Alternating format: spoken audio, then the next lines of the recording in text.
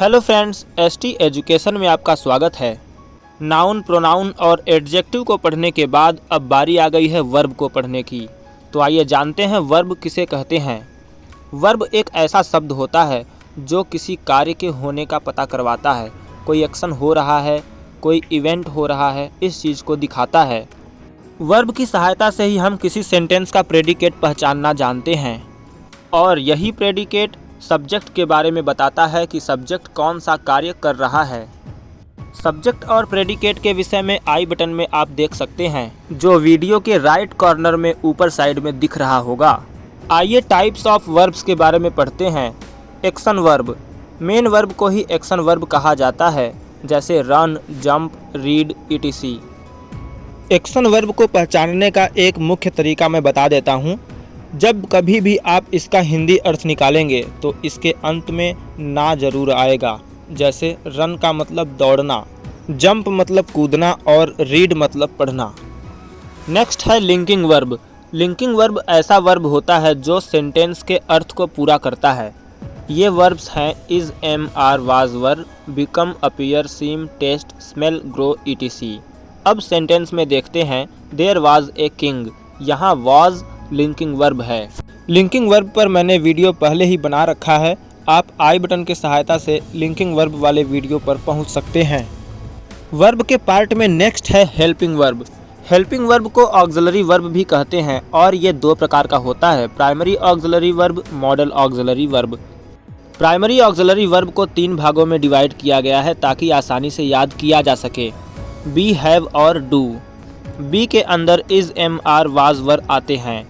Have के अंदर has, have, had आते हैं। डू के अंदर डू, डज, डिड आते हैं। बी के अंदर बी, बीन, बीइंग भी आते हैं, जो मैं बताना भूल गया था। हेल्पिंग वर्ब का दूसरा पार्ट है मॉडल ऑक्सिलरी वर्ब, जो 13 है टोटल, और इसे can, could, may, might, will, would, shall, should, must, dare, used, ought और नीड में आप याद कर सकते हैं। ये टोटल 13 है। नेक्स्ट वर्ब है ट्रांजिटिव वर्ब। ट्रांजिटिव वर्ब किसी सेंटेंस में तब होता है जब उस वर्ब के बाद कोई ऑब्जेक्ट हो। जैसे गोयल परचेजेज ए कार। यहाँ परचेजेज एक वर्ब है और इसके बाद ऑब्जेक्ट आया है ए कार, इसलिए परचेजेज जो वर्ब था वो ट्रांजिटिव हुआ। सेकेंड सेंटेंस में भी हेतल किल्स एन इंसेक्ट।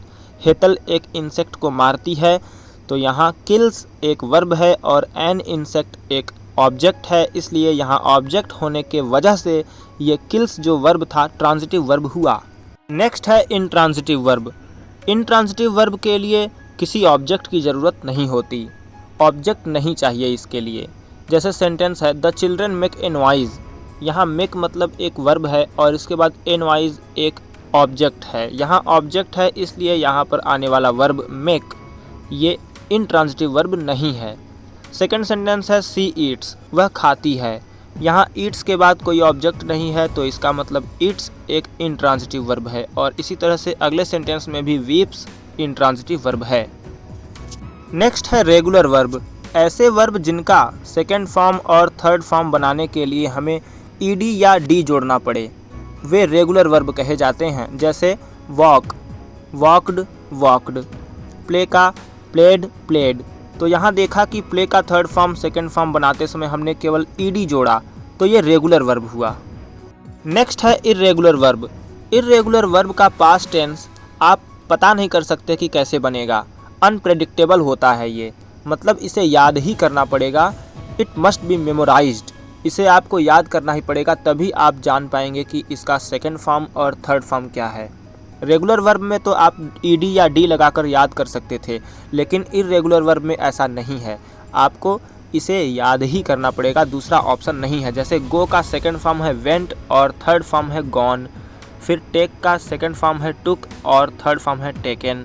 इसी तरह से फ्लाई का सेकंड फॉर्म है फ्ल्यू और थर्ड फॉर्म है फ्लॉन। तो आपने देखा कि इसका सेकंड फॉर्म और थर्ड फॉर्म एकदम डिफरेंट था, तो इसे याद ही करना पड़ेगा। आइए जानते हैं कि मेन वर्ब या एक्शन वर्ब के कितने फॉर्म होते हैं। तो मेन वर्ब के 5 फॉर्म होते हैं।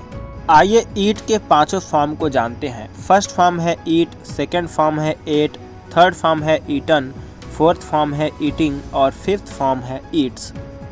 आइए जानते हैं इन पांचों फॉर्म को और किन नामों से जानते हैं। फर्स्ट फॉर्म को बेस फॉर्म या प्रेजेंट टेंस कहते हैं। सेकंड फॉर्म को पास्ट टेंस कहते हैं। थर्ड फॉर्म को पास्ट पार्टिसिपल।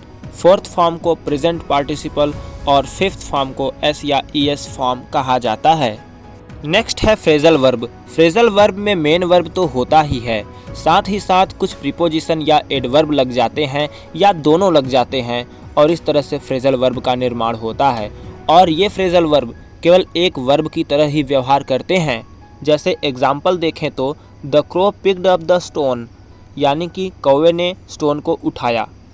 पिक्ड अप, यहाँ पे पिक्ड अप एक फ्रेजल वर्ब है क्योंकि पिक्ड तो वर्ब है और उसके साथ प्रीपोजिशन आया है अप, तो ये दोनों मिलकर के एक फ्रेजल वर्ब हुआ। इसी तरह से नेक्स्ट सेंटेंस में he gets on the bus, यानी वह बस पर चढ़ता है।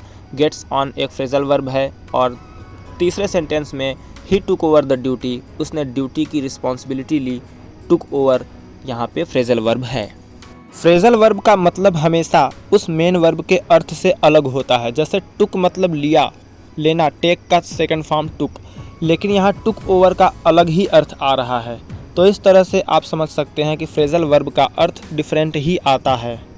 वर्ब की एक और क्वालिटी होती है कि ये हमेशा सिंगुलर सब्जेक्ट के साथ सिंगुलर आती है और प्लूरल सब्जेक्ट के साथ प्लूरल ही आती है। जैसे ही ब्रिंग्स एन एक्स, यहाँ ही सिंगुलर सब्जेक्ट था इसलिए ब्रिंग्स लगा। इसी तरह से सेंटेंस है दूसरा, दे प्रेज द रनर। दे एक प्लूरल सब्जेक्ट है इसलिए प्रेज लगा, प्रेज के साथ एस या ईएस नहीं लगा। गोपी डांसेस वेरी वेल, यहाँ भी गोपी सिंगुलर है इसलिए डांस के साथ एस लगा है। आपको बता दूं कि प्रेजेंट इंडेफिनिट टेंस में हमने पढ़ाया था कि जब भी सिंगुलर सब्जेक्ट होगा तो वर्ब के साथ एस या ईएस लगाते हैं ताकि वर्ब को सिंगुलर किया जा सके। आइए कुछ क्वेश्चंस को सॉल्व करते हैं और यह पता लगाते हैं कि आप वर्ब को कितना समझ पाए।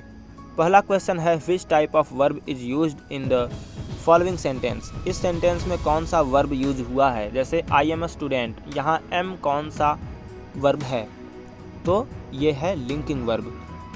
नेक्स्ट क्वेश्चन है सब्जेक्ट वर्ब एग्रीमेंट से। तो आपको बताना है कि अगर सब्जेक्ट हो ही तो आप कौन सा वर्ब यूज करेंगे इसमें से, गो, गोज, गोइंग, गॉन। इसका आंसर होगा गोज। नेक्स्ट एमसीक्यू में पूछा गया है कि इस सेंटेंस में कौन सा वर्ब यूज हुआ है। आई कैन स्पीक इंग्लिश, यहाँ कैन कौन सा वर्ब है, action verb, helping verb, linking verb, modal verb में से, तो आंसर है मॉडल वर्ब। अगर आपको इस तरह के क्वेश्चन सॉल्व करना पसंद है तो इसी चैनल पर कम्युनिटी पोस्ट के सारे आंसर दे सकते हैं। अगर वीडियो पसंद आया है तो लाइक करना ना भूलें। इंग्लिश को रोचक और बेहतर तरीके से सीखने के लिए हमारे साथ जुड़े रहें। जय हिंद।